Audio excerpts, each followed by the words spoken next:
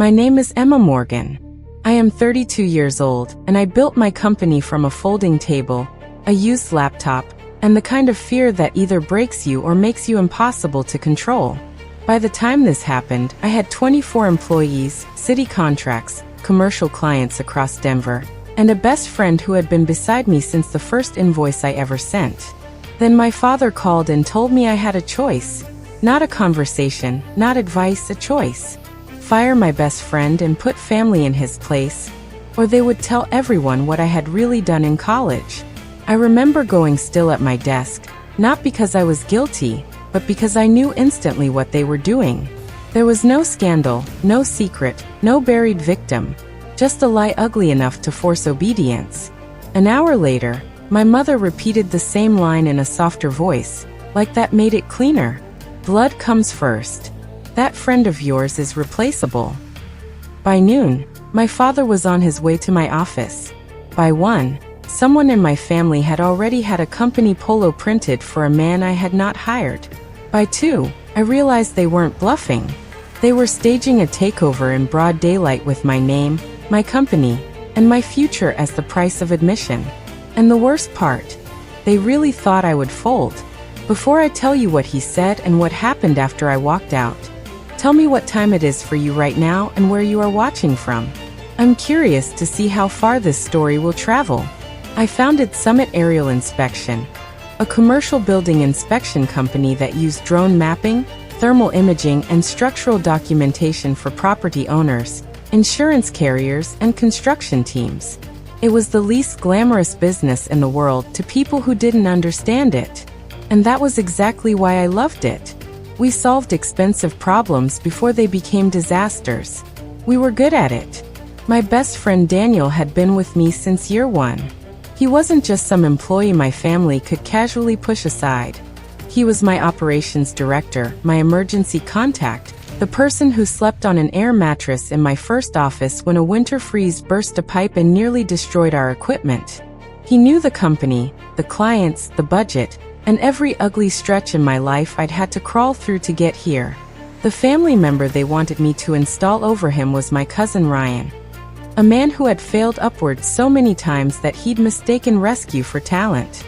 He couldn't keep a job for more than 6 months, blamed everyone else for every mistake, and treated networking like flirting with disaster until somebody else paid the bill.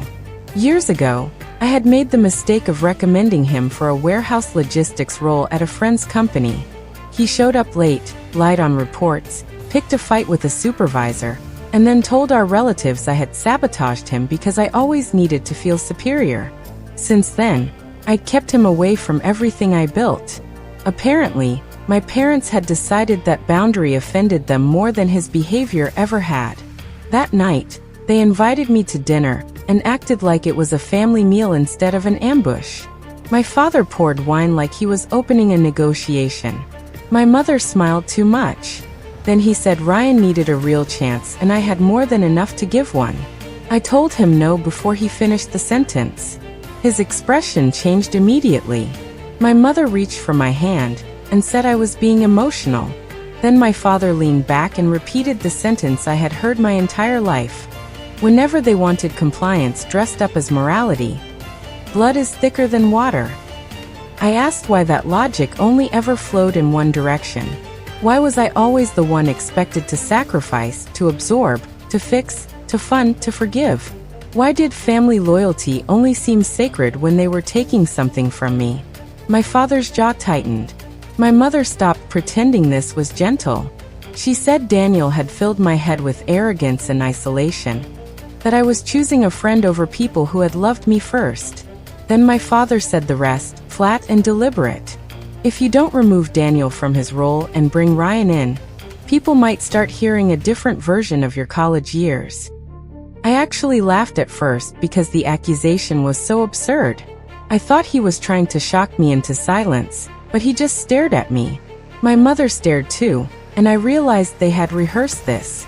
I left dinner without dessert, without my coat zipped, without another word. In the car, with my hands shaking around the steering wheel, I finally understood something I should have accepted years earlier. This wasn't pressure. This was extortion wearing my parents' faces. The next morning, I got to the office before sunrise. Our headquarters sat inside a renovated brick warehouse with black steel stairs, glass-walled meeting rooms, and a reception desk visible the second you entered. Usually, I loved arriving first. That morning, the place felt too open, too exposed, like an aquarium waiting for someone to tap the glass. Daniel found me in the kitchen holding a coffee I hadn't touched. He took one look at my face and asked what happened. I told him enough to make him stop smiling, then promised I'd handle it before it reached the staff. He was quiet for a second, then said the exact thing I needed to hear. "Emma, they're not asking for help. They're testing whether fear still works on you." 2 hours later, my receptionist forwarded me a screenshot from a neighborhood gossip page that someone had sent around privately. It was a draft post, not yet public, but written as if it were. It claimed that years ago, when I was in college, I had targeted a younger student, used family money to silence the fallout, and then built a company with the same culture of protection. I read it 3 times before anger replaced shock. My family didn't even know enough about my actual college life to make the lie believable. I'd worked 3 part-time jobs, shared a basement apartment with 2 nursing students, and nearly dropped out twice because I couldn't afford a required software license. Family money protection. It was almost funny. Almost. At the bottom of the screenshot was the name of the woman who had written it. Sarah Hayes, Ryan's girlfriend, a woman I had met exactly 4 times. Each one long enough for her to decide I was cold because I didn't confuse chaos with charisma. 10 minutes later, another message hit my phone. This one from my mother.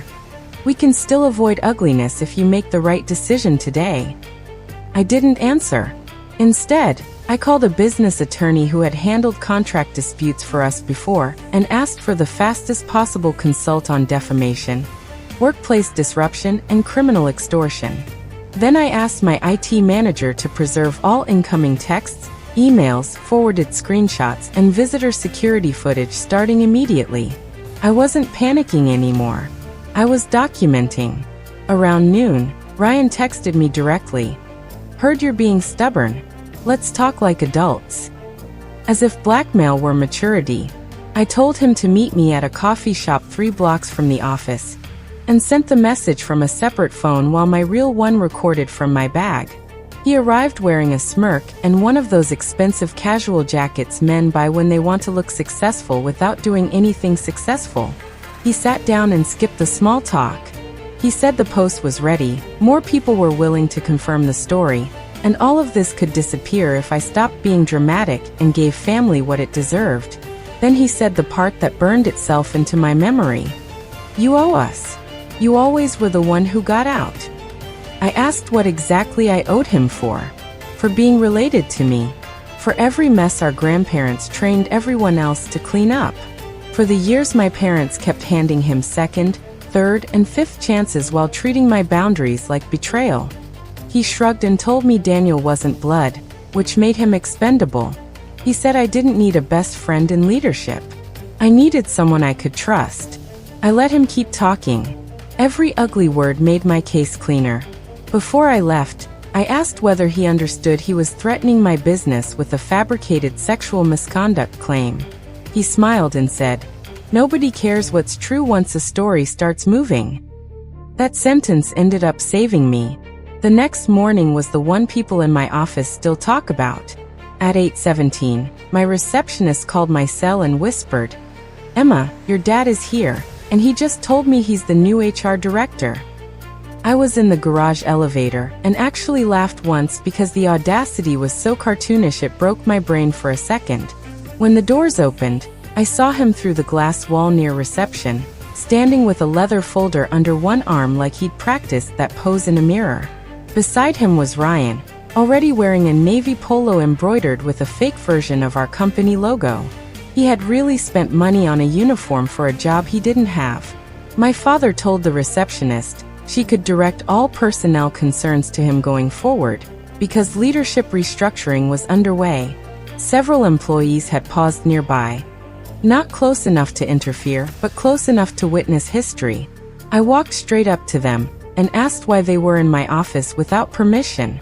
My father, calm as a man introducing a merger, said we were going to fix my leadership problem before I embarrassed myself further.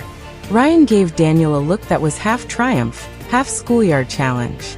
Then my father said in front of my staff that I was removing Daniel from operations effective immediately and appointing Ryan in his place.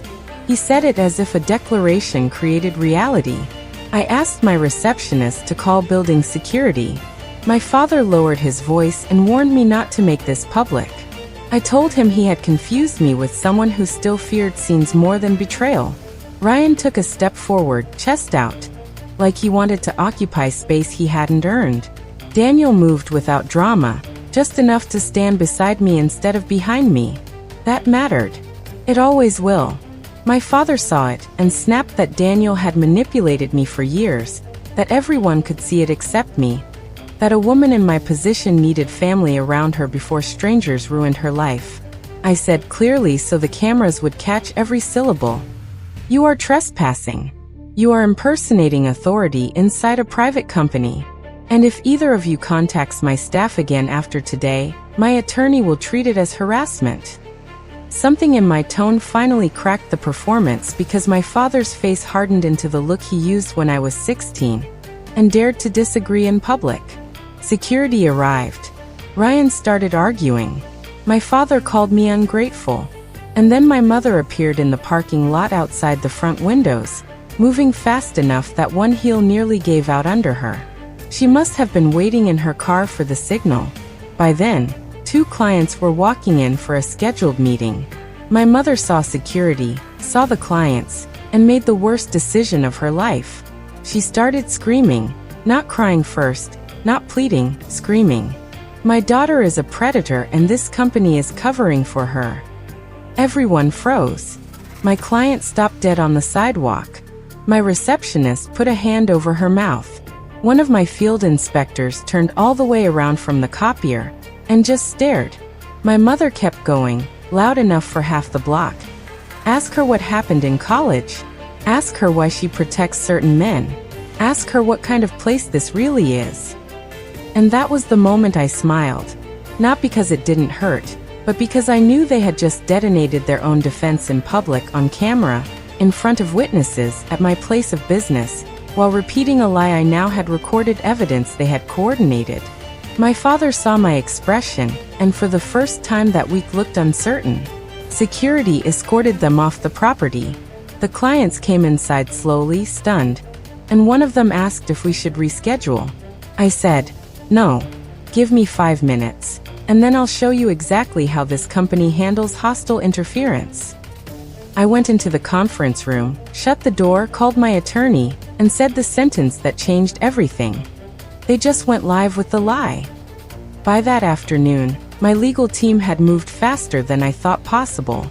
We sent formal preservation notices, trespass warnings, and a demand that Sarah remove the draft post and cease publication of any defamatory statements. But I didn't stop there, because legal defense alone wasn't enough. My parents had counted on shame, on confusion, on the instinct to keep family mess private while it rotted in the walls. So I chose light instead. I called an all-staff meeting and told everyone exactly what had happened, minus none of the ugliness that mattered. I told them a relative was attempting to force a hire by threatening a fabricated accusation tied to my college years. I told them the lie had been repeated on company property by non-employees now banned from the premises. I told them no one at Summit Aerial would ever be asked to tolerate intimidation, because the person causing it shared my DNA. Then I answered every question they had. Not defensively, cleanly. One of my project managers asked whether there had ever been a complaint of any kind in my past. I said no. One of our drone pilots asked whether law enforcement was involved. I said my counsel was evaluating extortion and false statement exposure, and that all evidence was being preserved. Daniel spoke next, not as my defender, but as a leader. He said if anyone felt unsafe, confused, or pressured by outside contact, they were to report it immediately and directly, and no one's job would depend on silence. That meeting stabilized the room. Then we moved outward. I personally called the 2 clients who had witnessed my mother's parking lot performance. I told them I understood how disturbing it had been, that the accusation was false, that it was part of an ongoing family coercion attempt, and that counsel had already begun action. One of them surprised me by laughing softly and saying, "Emma, the guilty ones usually hide. You sound like someone documenting a fire." That helped more than he knew. That night, my attorney and I reviewed everything. The threats from dinner, the text from my mother, the recorded coffee meeting, the lobby footage, the parking lot footage, staff witness statements, and the screenshots of Sarah's prepared post. She looked at me across a legal pad full of notes and said, "They handed you a defamation case, a business interference case, and a possible extortion narrative in less than 48 hours. I should have felt vindicated. Instead, I felt tired in my bones, because winning a case and losing your illusion of family can happen at the same time." The next morning, Sarah published anyway, just not on the page she'd planned. She posted a polished statement on her own account with vague language, insinuations, and the favorite weapon of cowards everywhere. "I'm only sharing this because silence protects abusers." Within minutes, Ryan reposted it. My mother liked it. My father sent it to 2 relatives who sent it to 6 more. And by noon, I had 3 missed calls from people who had not bothered speaking to me in years, but suddenly felt entitled to ask what kind of woman I really was. That was when I stopped protecting any fragment of their dignity. My attorney filed for emergency injunctive relief on the most explicit published claims, served cease and desist notices, and contacted the platform with documented evidence of coordinated defamation. At the same time, I authorized a formal statement from my company, brief, factual, unemotional. Summit Aerial Inspection is aware of false statements being circulated by private individuals attempting to interfere with company operations. These statements are categorically untrue. Relevant legal action has been initiated. We remain focused on our clients, our employees, and the integrity of our work. I put my name under it. Not hidden behind PR, not diluted by committee. Mine. By evening, something shifted online. People who knew me from college started messaging voluntarily. Not because I had asked, but because lies that stupid have weak bones. A former professor wrote that I had worked in her lab for 2 years and been one of the most disciplined students she ever taught. A woman who had lived on my dorm floor posted that I was the person campus security called when freshmen locked themselves out in winter, because I never ignored people in distress. Even an old campus paper editor reached out to say he remembered the rumor Ryan's story was loosely stealing from, because the real incident had involved an entirely different person in an entirely different department years after I graduated. My family had not even fabricated well. They had plagiarized Danger. Day 3 was when the mask came off completely. My father called from a number I didn't know and left a voicemail saying I had one last chance to fix this privately before the family was ruined. Not me, the family. Even then, accountability was something that happened to a group only after it first happened to him. An hour later, Ryan sent Daniel a message offering to clear things up if Daniel stepped aside voluntarily and admitted he had influenced me against my parents. That one made Daniel laugh out loud in my office before forwarding it to legal. By afternoon, Sarah deleted 2 comments under her post, but not before our team captured them. In one, someone asked whether she had personal knowledge of the college allegation. She answered, "I know enough." In another, someone asked why nothing had been reported at the time. She replied, "Because powerful families bury things." Powerful. I had to appreciate the irony. I had grown up clipping coupons and stretching gas money while my parents spent years acting rich at church and reckless in private. The truth began surfacing in layers. My attorney's investigator uncovered that Ryan had recently been turned down for 2 jobs after failing background checks tied to financial misconduct complaints. Not convictions, but enough to make employers step back. Sarah, meanwhile, had pitched herself online as an advocate in multiple interpersonal feuds that somehow always ended with donation links. Then came the gift I didn't expect. One of my cousins, the The quiet one everyone forgot until holidays required extra folding chairs. Emailed me copies of a family group chat. In it, my mother had written that once I got scared enough, I would stop choosing outsiders over blood. My father had replied that public embarrassment was regrettable, but necessary. Ryan had written, "She'll cave by Friday. She always does when enough people push." He was wrong about many things, but that sentence aged the worst. I gave the screenshots to legal. Then I made one strategic decision that some people still think was cold. I did not post a tearful video. I did not write a wounded essay about betrayal. I did not perform pain for strangers in exchange for belief. I released evidence, edited clips, timestamps, text screenshots, the audio of Ryan at the coffee shop saying, "Nobody cares what's true once a story starts moving." The lobby clip showing my father falsely identifying himself as the new HR director. The parking lot video cropped only to protect bystanders with my mother shouting the accusation at my office entrance. My attorney approved every second before it went live through formal legal channels and my company's statement page. I attached no adjectives, no revenge speech, no dramatic soundtrack, just documentation and one sentence. These individuals attempted to coerce a staffing decision through fabricated misconduct allegations and direct business interference. Their claims are false. The effect was immediate and brutal. Sarah's post disappeared within the hour. Ryan called me 14 times from 3 numbers. My father sent a message saying I had humiliated the family in a way that could never be repaired. My mother wrote only, "How could you do this to us?" I stared at that text for a long time because it contained the whole sickness in one line. They had marched a lie to my front door, shouted it to clients, threatened my staff, and still believed exposure was the first true injury in the story. But the public response was not on their side. People were not debating my guilt anymore. They were asking why my parents thought blackmail was parenting. Former clients of Ryan began adding stories about unpaid debts and intimidation. Someone in Sarah's circle posted screenshots of her asking whether phrasing something as "my truth" made it safer legally. My aunt, my father's sister, called me in tears to say she had defended them until she heard the audio. Then she told me something that explained more than I wanted explained. My parents were behind on a loan. Ryan had been living with them off and on, and they had convinced themselves that getting him a salaried position at my company would stabilize everyone.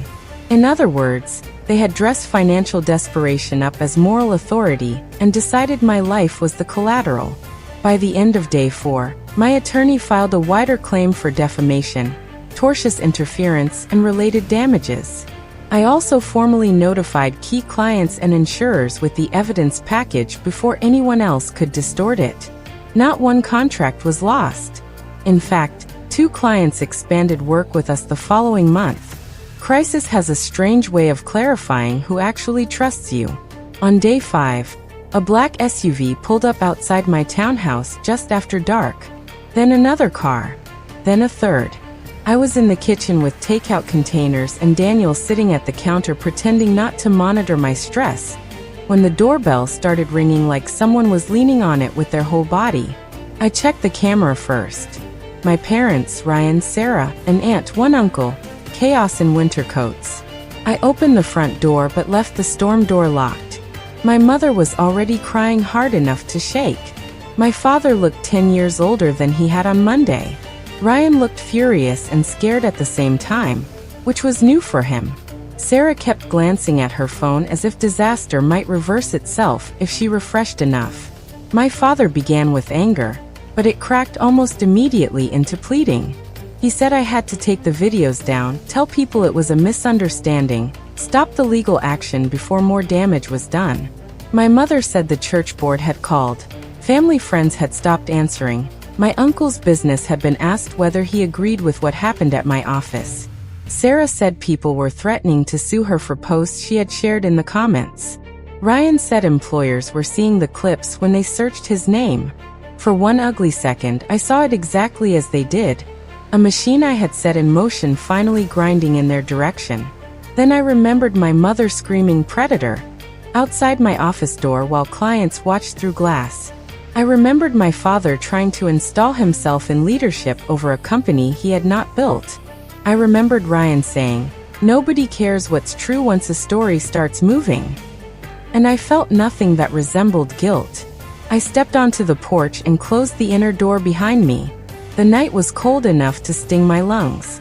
I told them they were not here because they were sorry. They were here because the lie failed. I told my father that if he had come to my office as a parent, we might still have had a private conflict, but he came as a saboteur. I told my mother that once she weaponized a false accusation of predatory behavior in public, there was no family-only version of this left to protect. I told Ryan he had spent his whole life mistaking access for entitlement, rescue for respect, and proximity to successful people for proof he belonged where they worked. I told Sarah that activism is not cosplay for vindictive people with Wi-Fi. Nobody interrupted. Maybe because they couldn't. Maybe because for the first time, I was not defending myself. I was sentencing the moment. My father said he had only been trying to keep the family together. I asked, together for whom? The person always asked to bleed first is not in a family. She is in a system. My mother whispered that blood should matter. I said it does. That's why betrayal by blood cuts differently. That's why it carries consequences when you use it as a weapon. Then Ryan did what weak men do when they realize intimidation has expired. He got mean. He said none of this would have happened if I hadn't always acted superior, if I hadn't chosen a friend over family, if I hadn't made people feel small. I almost thanked him, because there it was, finally stripped clean. Not concern, not morality, not fear for public safety. Envy, resentment, access. He was not angry that I had done something unforgivable. He was angry that I had built something he could not force his way into. I told them the legal process would continue. I would not take the evidence down. I would not issue a healing statement. I would not restore contact because tears arrived late. My attorney would communicate next steps. My mother started sobbing harder and asked whether I could really do this to my own parents. I said the truth they hated most. You did this to yourselves in my parking lot.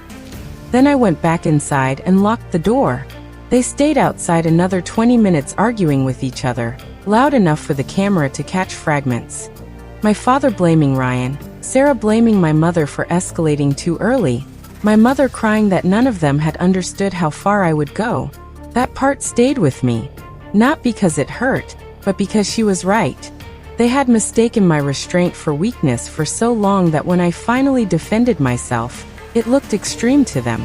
It wasn't extreme. It was proportionate.